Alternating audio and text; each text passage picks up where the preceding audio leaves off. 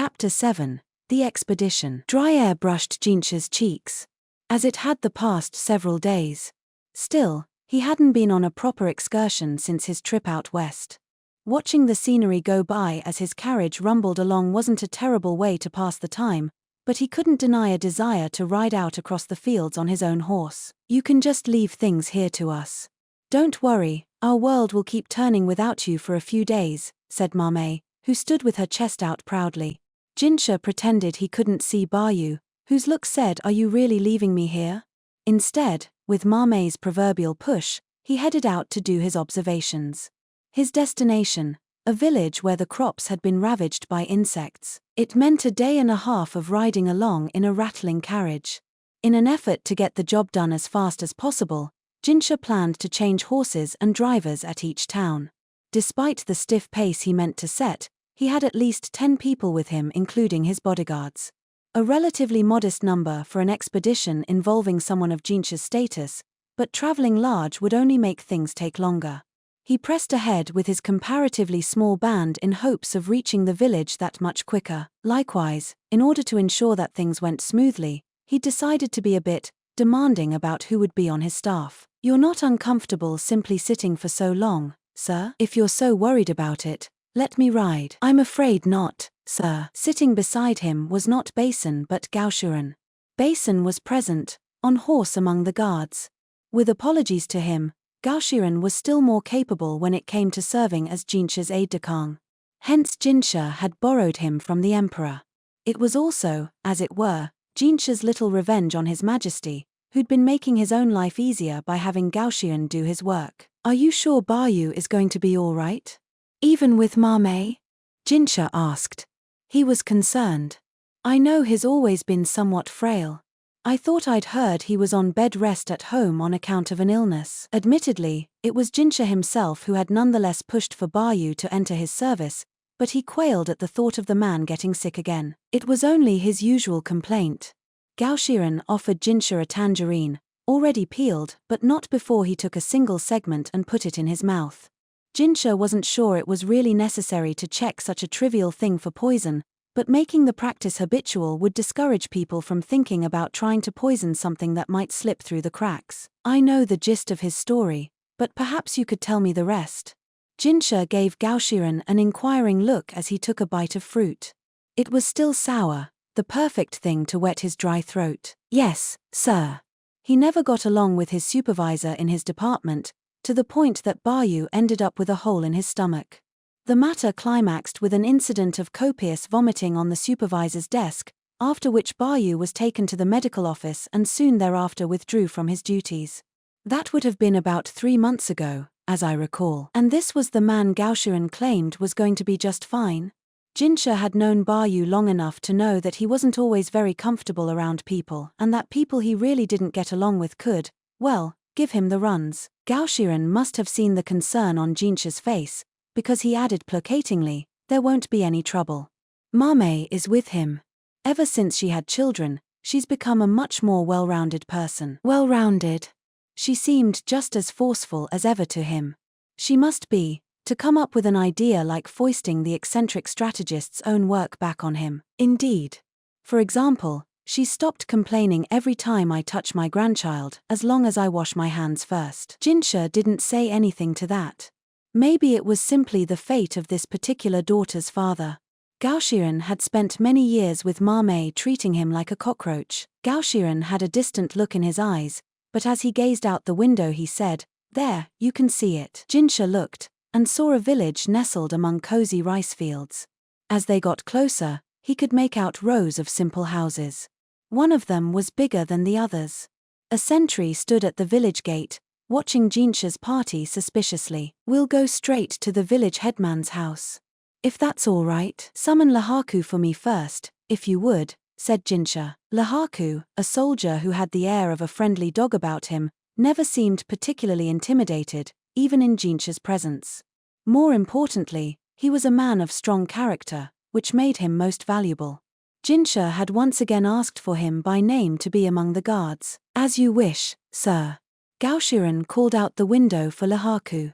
It might have been quicker for Jinshi to summon him personally, but it would be best if his face wasn't seen too often. He planned to wear his mask while outside. It wouldn't exactly make him look less suspicious, but with Gao Shiren to vouch for him, he assumed even the village headman wouldn't press too hard about it. He'd relied on Basin for something similar before, but it had all been a bit nerve-wracking. "Yes. What do you need, Master Jinshi?" Lahaku asked, hopping easily into the still-moving carriage. He'd known Jinshi back when he had been pretending to be a eunuch and eschewed the euphemistic nickname Moon Prince in favor of the name Jinshi had used in the rear palace. "You're from the provinces, aren't you? How does this village strike you?" "From the provinces?" "Yes, sir, albeit not around here. This village, though," Lahaku looked out at it, not quite sure what to say. "The houses look awfully sturdy for a farming hamlet. I know they might seem pretty plain from your perspective, but they're perfectly respectable out here. I heard the insects really devastated this place, though. It was the exposed and weathered posts that made the houses look something less than luxurious to Jinshi. My grandpa told me that grasshoppers don't just eat all the grain, they go for timbers and even textiles," Lahaku said. "They had insatiable appetites, they seemed bent on robbing the people not only of their food, but of their clothes and shelter as well. According to reports, the only grain that survived was whatever had been fully harvested and put in the storehouses. Virtually everything else was consumed," Gao Shiren said, reading from a piece of paper. "It's enough to make your head hurt, isn't it?" Lahaku said, frowning. "Though I guess you could say we were almost lucky that it happened here and now. The damage would have been so much worse had the swarm come in the middle of the wheat harvest, or farther south, in rice country. It's hard to see from here, but I'm sure there are dead bugs all over the ground out there. It might look ugly, but they were able to keep damage to a minimum because orders had already gone out to get ready to exterminate the insects." Lahaku shook his head and sighed. It was a somewhat familiar way to behave around a member of the imperial family, but Jinshi knew Lahaku was aware of his place, and chose to overlook the indiscretion. The choice was as much for Jinshi's own benefit as for Lahaku's. It made his life easier. Gao Shiren could read Jinshi's reaction and said nothing to Lahaku. If Basin had been here, he would have been all over the other soldier, and frankly it would have been a little bit annoying. "Well, I'll head back out," Lahaku said. "Master Basin's going to give me the glaring of a lifetime otherwise." Before he could leave, however, the carriage came to a halt. They must have arrived at the headman's house. Basin didn't seem to like the fact that Jinshi valued Lahaku's service, and the big mutt wasted no time showing himself out. As for Jinshi, he put on his mask and emerged a moment later. Though the timbers and roof showed some signs of having been nibbled on, the headman's house was suitably impressive.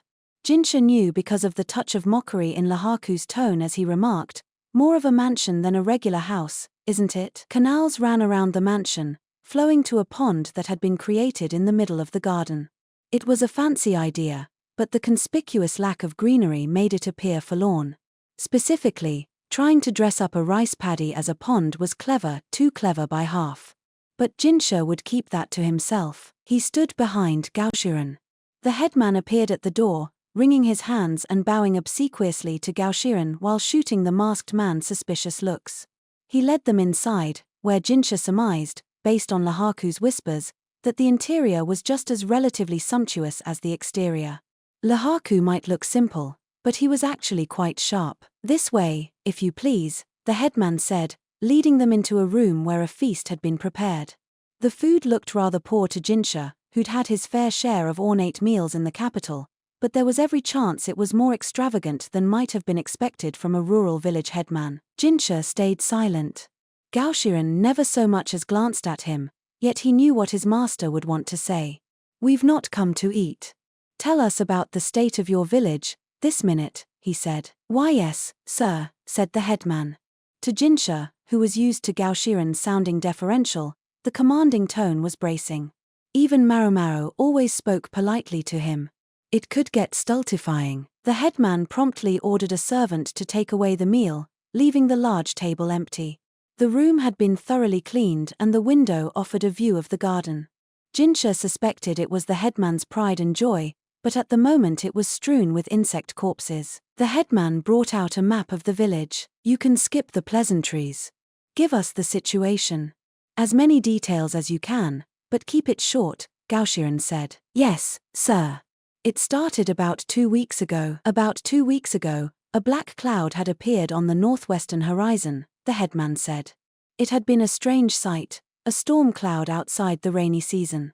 They had soon noticed that the cloud was accompanied by a terrible buzzing. It was, in fact, no cloud, but a great swarm of grasshoppers. The swarm reached the village and began eating all the unharvested rice in sight. The villagers fought back with torches and nets, but no matter how many they killed or caught, it never seemed to make a dent in the swarm's numbers. They simply continued to eat, and not just the rice, but the villagers' clothes and shoes, even their hair and skin felt the insects' bites. The men would catch the grasshoppers and burn them or simply kill them. The women and children tried to shelter indoors. The women would kill any bugs that got through cracks in the walls, but the children could only hunch in the corner, trembling. The grasshoppers' assault lasted 3 days and 3 nights. These are the clothes I was wearing that day, the headman said, holding up an outfit of sturdy hemp fiber.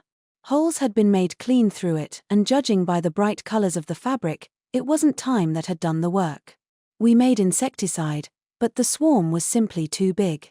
We didn't stand a chance. Jinshi bit his lip. So the chemicals hadn't been enough after all. And then there's this, the headman said, going out into the garden and brushing the trunk of one of the trees. This was covered in new leaves. But the bugs ate every last one. He sighed deeply. Where are the bugs now? Gaoshiren asked. We killed all that we could, burned what we were able, and tried to gather the rest of the dead ones in the back of the village. Do you want to see them? They did. The headman led them out behind the mansion. As they went along, they started to see more dead locusts on the ground, and then the bodies began to crunch under their feet as they walked. Jinshi remained silent as they approached the place. We'll refrain from a detailed description. Suffice to say a large hole had been dug, and a dark mound could be seen above the edge. A couple of the guards put their hands to their mouths, fighting the urge to vomit. Clearly some of the men in the detachment were not fond of insects. Is this all of them? Gaoshiren inquired. All of the ones we were able to stop, the headman replied. And about how many would you say got away from you? I couldn't guess. Gaoshiren stroked his chin. Basin. He was quick to come when his father called. Yes, sir. Go to the other nearby villages and find out exactly how much damage has been done. If you take a swift horse, you should be able to get back in decent time. Yes, sir. Basin went to ask the locals about other nearby settlements.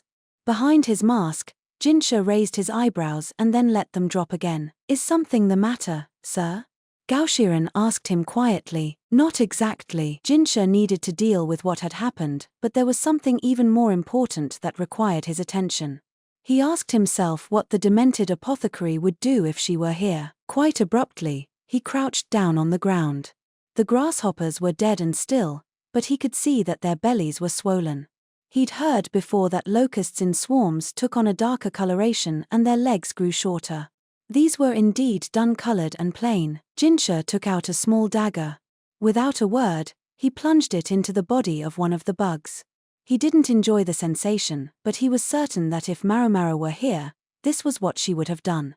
He went about dissecting one locust after another. The villagers watched the masked man in horror, but Jinshi couldn't afford to be bothered by what they thought of him. He lined up the carved bugs in a row. Those are, Gaoshiren started.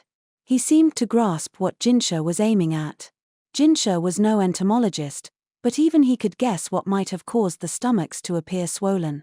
They were packed with what looked like long, yellow tubules. It was autumn, and after autumn came winter. These insects wouldn't survive the cold months, they would entrust the future to the next generation. Eggs. Gaoshiren whispered, and Jinshi responded with a nod.